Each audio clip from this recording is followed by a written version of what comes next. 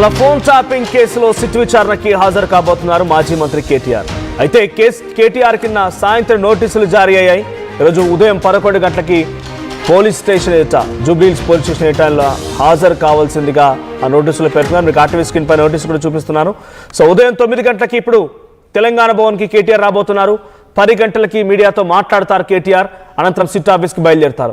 ఇక కేటీఆర్ విచారణతో బీఆర్ఎస్ శ్రేణుల్లో ఆందోళన వ్యక్తమవుతోంది. హైదరాబాద్లో హై టెన్షన్ వాతావరణం నెలకొంది. కేటీఆర్ విచారణ సందర్భంగా ముందస్తుగా బీఆర్ఎస్ పార్టీ నేతల్ని, విద్యార్థి సంఘాల నేతల్ని బీఆర్ఎస్వి నేతలు అరెస్ట్ చేస్తున్నారు. సో బీఆర్ఎస్వి రాష్ట్ర కార్యదర్శి జంగయ్యని అరెస్ట్ చేశారు. అర్ధరాత్రి హాస్టల్కు వచ్చి విద్యార్థిని అరెస్ట్ చేశారు పోలీసులు. ఇప్పటికే హరీష్ రావును విచారించే సిట్ అధికారులు ఇప్పుడు కేటీఆర్ను విచారించబోతున్నారు. మరి కేటీఆర్ విచారణలో ఎటువంటి సిచ్యువేషన్ ఉంటుందో చూడాలి. సో మీకు నోటీస్ కనబడుతోంది. ఆ నోటీసులో పేర్కొన్నట్టుగా and whereas during the course of investigation under the crime number. So పైన మీకు క్రైమ్ నెంబర్ ఇచ్చారు. దాని తర్వాత ఈ కోర్స్ ఆఫ్ ఇన్వెస్టిగేషన్లో మీకు కూడా దీనికి సంబంధించి కొన్ని ఫ్యాక్ట్స్ తెలుసు, నిజాలు తెలుసు అన్నట్టుగా తెలిసింది మాకు.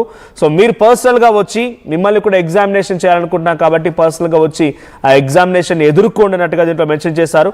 11 గంటలకి assistant commissioner of police Jubilee Hills Hyderabad దగ్గర మీ ఎగ్జామినేషన్ ఉంటుంది, మీ ఇన్వెస్టిగేషన్ ఉంటుంది. ఒకవేళ కనుక మీరు సరైన పద్ధతిలో లాఫుల్గా మీరు కనుక దీన్ని ఎగ్జిక్యూట్ చేయకపోతే మీరు డెఫినెట్గా ఇటు చట్టరీత్యా చర్యలు తీసుకోబడతాయని కూడా దీంట్లో మెన్షన్ చేశారు. So P Venkatagiri assistant commissioner of police Jubilee Hills division Hyderabad ఆయన నుంచి వచ్చినటువంటి నోటీస్ ఇది. సో ప్రజెంట్ కేటీఆర్ మరి కాసేపట్లోనే తెలంగాణ భవన్కి చేరుకుంటారు. తెలంగాణ భవన్కి వచ్చి ఆయన కార్యకర్తలతో మాట్లాడతారు. అక్కడ మీడియాతో మాట్లాడిన తర్వాత తిరిగి అక్కడి నుంచి మళ్ళీ ఆయన జూబ్లీహిల్స్ పిఎస్ వైపుగా సిట్ కార్యాలయం చేరుకునే అవకాశం కనబడుతోంది. సో ఒకసారి అరెస్ట్ సంబంధించి విజువల్ చూద్దాం. ఎక్కడికక్కడ హైదరాబాద్ వ్యాప్తంగా బీఆర్ఎస్ పార్టీ నేతల్ని, నాయకుల్ని అరెస్ట్ చేయడం కొనసాగుతోంది. బీఆర్ఎస్ పార్టీ విద్యార్థి సంఘాలని, యువజన నాయకుల్ని, బీఆర్ఎస్ పార్టీకి సంబంధించిన గత ప్రభుత్వంలో కీలకంగా వ్యవహరించిన నాయకుల్ని, మాజీ కార్పొరేషన్ చైర్మన్ అందరూ కూడా ఎక్కడెక్కడ అరెస్ట్ అవుతున్నారు. ఈరోజు కేటీఆర్, మొన్న హరీష్ రావు, ఈరోజు కేటీఆర్ వరుస విచారణ కొనసాగుతున్నాయి. ఇక ఈ రోజు కేటీఆర్ విచారణ తర్వాత నెక్స్ట్ ఎవరు ఉండబోతున్నారు చూడాలి. ఒకసారి హైదరాబాద్ వ్యాప్తంగా ఎటువంటి అరెస్ట్ల పర్వం కొనసాగుతుంది ఆ విజువల్ చూద్దాం.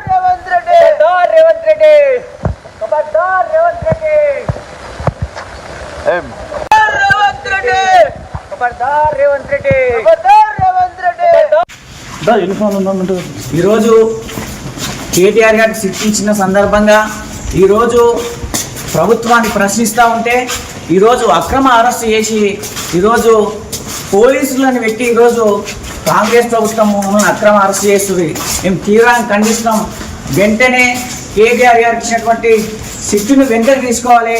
అదేవిధంగా లొట్టు తీసుకెళ్ళినటువంటి ఆ ఫోన్ ట్యాపింగ్ కేసులో ఏం లేకుండా కానీ ఈరోజు అత్యున్నత న్యాయస్థానం ఇచ్చినటువంటి తీర్పు నిధుల గౌరవించకుండా ఈరోజు కక్షపూరితంగానే ఈరోజు కేటీఆర్ గారిని ఈరోజు సిట్టి ఇచ్చి పిలిచిన వెంటనే రాష్ట్ర ప్రభుత్వాన్ని తీవ్రంగా మేము వ్యతిరేకిస్తాం. అదేవిధంగా ఈరోజు రాష్ట్ర ప్రభుత్వం ఇచ్చినటువంటి హామీల పైన ఎక్కడెక్కడ ప్రశ్నిస్తూ ఉంటే ఈరోజు 4 గ్యారంటీలు 420 హామీల పైన ఎక్కడెక్కడ మేము ప్రశ్నిస్తూ ఉన్నాం.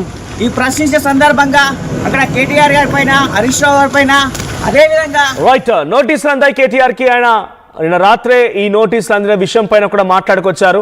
సో ఈరోజు 11 గంటలకి విచారణకు హాజరవుతాను కూడా చెప్పుకొచ్చారు ఆయన. సో తెలంగాణ భవన్కి మరి కాసేపట్లో చేరుకోబోతున్నారు కేటీఆర్. అయితే నోటీసులు అందిన తర్వాత కేటీఆర్ కొంత ఆగ్రహానికి గురయ్యారు. ఆయన ప్రభుత్వం పైన, సిట్ అధికారుల పైన రెచ్చిపోయారు. ఒకసారి ఏం మాట్లాడారో చూద్దాం. హరీష్ రావు గారి మీద కుట్ర, ఎవరో ఒక ఆయన సిద్దిపేటలో ఆయన మీద రాజకీయ ప్రత్యర్థిగా ఉన్న ఆయనతోని కేసు పెట్టించారు. పెట్టిస్తే హరీష్ రావు గారు న్యాయస్థానాన్ని ఆశ్రయించినారు. హైకోర్టు పోయినారు. హైకోర్టు కొట్టేసింది.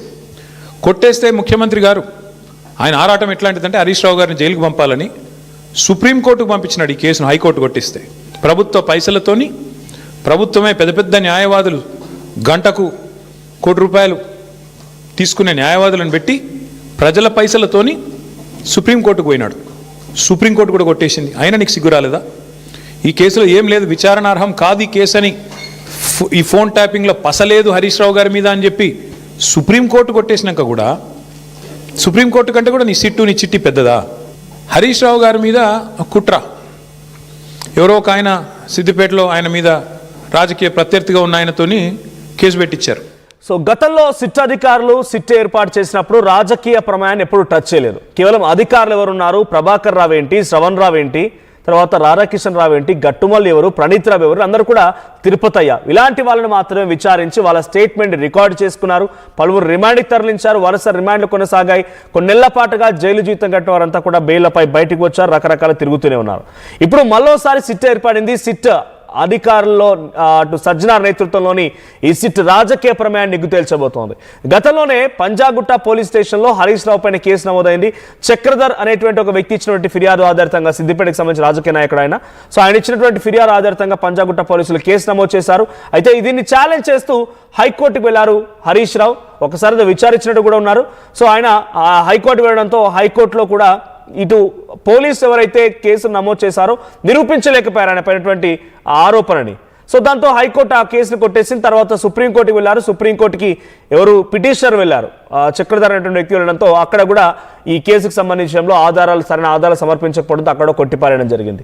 ఆ తర్వాత నిన్న సజ్జనా ట్వీట్ చేసిన అంశం ఏంటంటే, అదే క్రైమ్లో మేము ఇన్వెస్టిగేషన్ చేస్తామని చెప్పి పిలిచాము, ఇన్వెస్టిగేషన్ చేశాము, ఆయన కేసుని కొట్టివేశారు కానీ ఇన్వెస్టిగేషన్ చేయకూడదు అనేది ఎక్కడ కూడా సుప్రీంకోర్టు ఆర్డర్లో మెన్షన్ చేయలేదు కాబట్టి ఇన్వెస్టిగేషన్ చేశాము.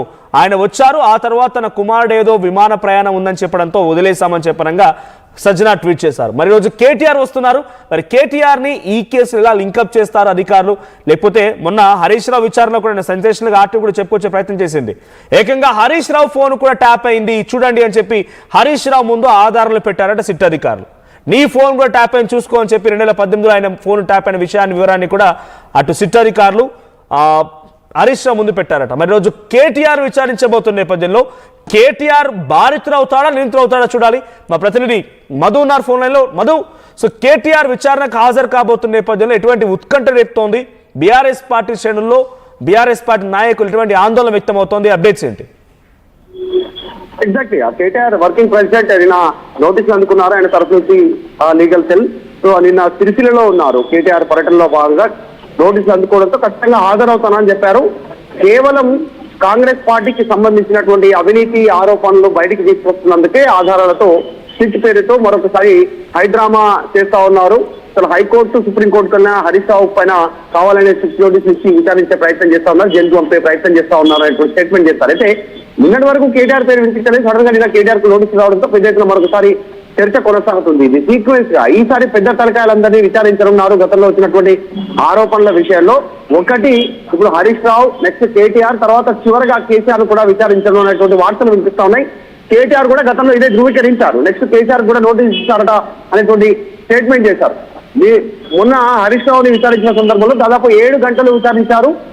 లీగల్ టీమ్ ని తనతో పాటు లోపలికి వెళ్ళడానికి అనుమతించలేదు. విచారణ సందర్భంగా ఈ రోజు కూడా కేటీఆర్ తరఫు న్యాయవాదులు రిక్వెస్ట్ చేశారు. ఆల్రెడీ నిన్ననే పోలీసులను సంప్రదించారు. లీగల్ టీం ఉన్నాము, మా ఆధ్వర్యంలో ఆయనను విచారించాలనేటువంటిది మీకు అనుమతి లేదు అంటూ ముందుగానే చెప్పినట్టుగా తెలుస్తా ఉంది. అయితే దానికి సంబంధించినటువంటి ఏర్పాట్ల విషయంలో ఎంతసేపు విచారిస్తారు, ఎన్ని గంటలు విచారిస్తారు అనేటువంటి సమయాన్ని కూడా కేటీఆర్ లీగల్ టీం నిన్న పోలీసులు సిట్ అధికారుల దృష్టికి తీసుకెళ్లే ప్రయత్నం చేశారు. కేవలం 3 నుంచి 3.5 గంటలు మాత్రమే మేము సమయం తీసుకుంటామనేటువంటి స్టేట్మెంట్ చేసినట్టుగా తెలుస్తా ఉంది.